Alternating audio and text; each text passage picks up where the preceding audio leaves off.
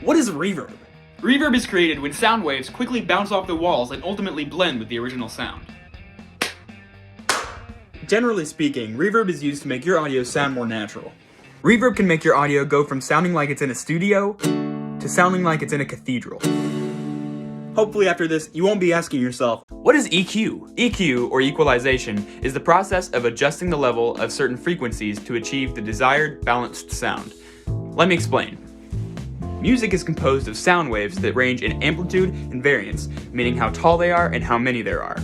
EQ can be used to cut off certain unwanted frequencies from the waves. When creating music, it is possible for frequencies to overlap and muddy up the sound. Using EQ can help prevent this. Let me show you an example. What you're hearing right now is the A3 note, measured at exactly 220 Hertz. As you can see, using this EQ visualizer, I can raise the volume of that note and lower the volume of that note, and it doesn't affect any other note in the song.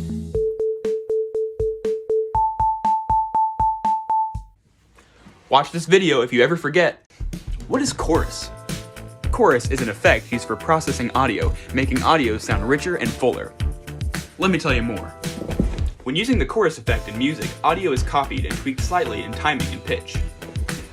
After mixing the changed audio copies with the original sound, the chorus effect is created. Chorus can be used to simulate multiple musicians playing the same sound at once.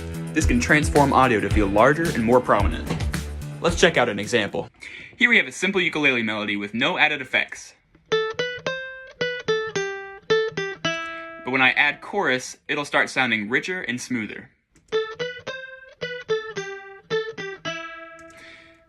This effect can drastically change any song it's applied to within an instant. Letting you know, what is the difference between echo, and reverb? First, let's start off with how they are similar. Reverb and echo are effects used in music production to add space and depth to certain sounds. They are both caused by sound waves bouncing off surfaces, and they can both be heard naturally. Now let's move on to how they differ. Reverb usually resorts in a sort of smearing of the original sound as the sound waves bounce quickly off of the walls and back to our ears.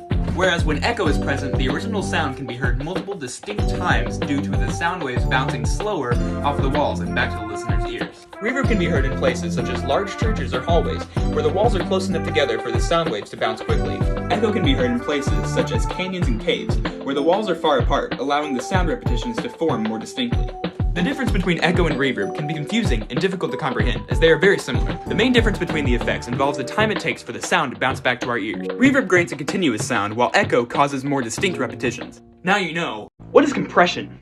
Compression is an audio mixing and mastering tool used to balance the volume of certain sounds in a music project. Often when creating music, it can be easy for certain instruments or sounds to vary too much in volume. This can cause the audio to sound too harsh or too faint. Compression causes a smoother, more polished sound. Compression is often used on individual tracks or instruments, as well as complete, full songs. Compression controls the dynamic range of sound by raising unnecessarily low volumes and lowering unnecessarily high volumes, making the music sound balanced. Let me show you the tools compression uses to work. Alright, here I'm going to explain 5 different ways to control compression. We have threshold, ratio, attack, release, and makeup gain. Threshold controls the volume at which compression occurs. Ratio determines how much compression is applied once the threshold is reached. Attack dictates how much time the compression waits to activate once the threshold is reached. Release controls when the compression stops after the threshold is met. And makeup gain exists to get the sound back on track. After compression reduces the audio peaks, it is possible for the audio to fall too low and be too quiet. Makeup gain increases the volume back to the desired levels without messing with the dynamic range. Here's my ukulele with no compression. And here it is again with a bunch of compression. Send this video to someone who needs to know. What is Flanger? Flanger is a time-based audio effect used to create a swooshing sci-fi sound.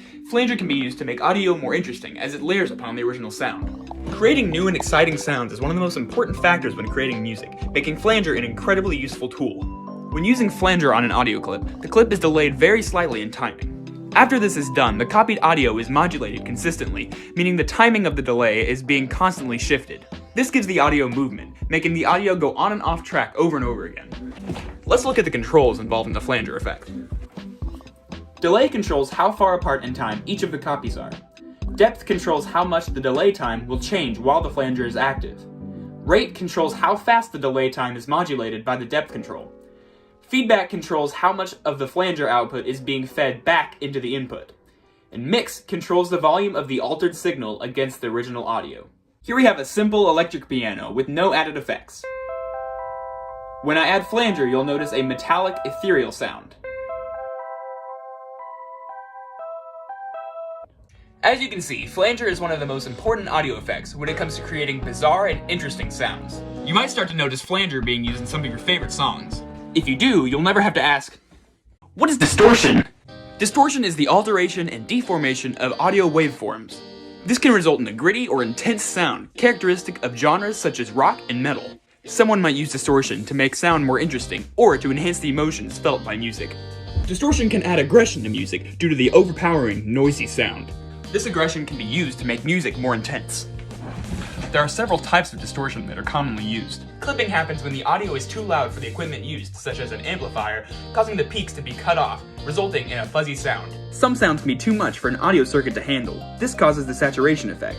The result is a warmer, more controlled sound. Bit crusher occurs when the bit depth and resolution of a sound is reduced. This can result in a lo-fi sound straight out of 80s video games and may be used to add a nostalgic feeling to music. Here's an electric guitar with no distortion. Here it is with clipping distortion. Here it is with saturation distortion. And here it is with bit crusher. It is one of the most emotionally impactful audio effects, but can be difficult to use correctly. But you should be able to make it work, since now you know, what is tempo?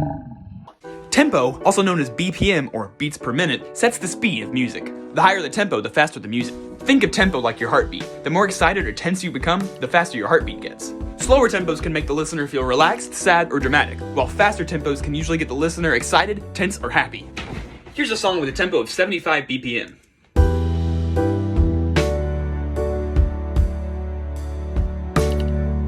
It sounds slow and dramatic.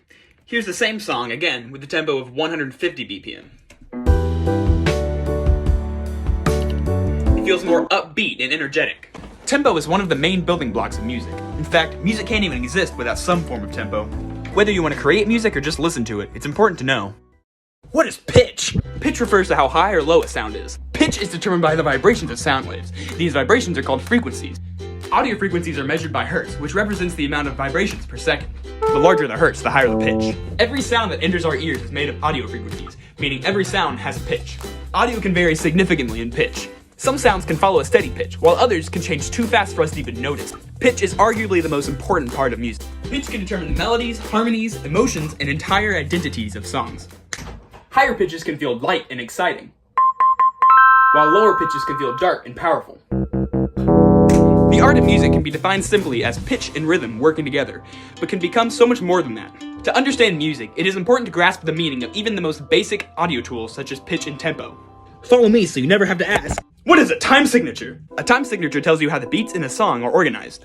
This is usually represented in fraction form, where the top number tells us how many beats are in a bar or measure, and the bottom number tells us the value of that beat. Here's the most common time signature, 4/4. There are 4 quarter notes per beat. Here's an uncommon time signature, 7/8, where there are 7/8 notes per beat. Time signatures are important to keeping music organized. A predictability in rhythm gives us a way to dance and sing to music in time. When we know how many beats there are per bar, we can usually predict when the next bar begins and ends. We can use time signatures to convey emotion in music. Music in 3/4 is often connected to the waltz and generally conveys a somber tone. Music in 4/4 is connected to pop and generally conveys an upbeat tone. Music in odd time signatures, such as 7/8, generally grants a tense feeling and is usually found in movie scores. Time signatures are another way to make your music unique and show certain emotions. It is important to keep your music organized, and time signatures allow this to be possible. So don't get scared next time you see math in music. Just ask,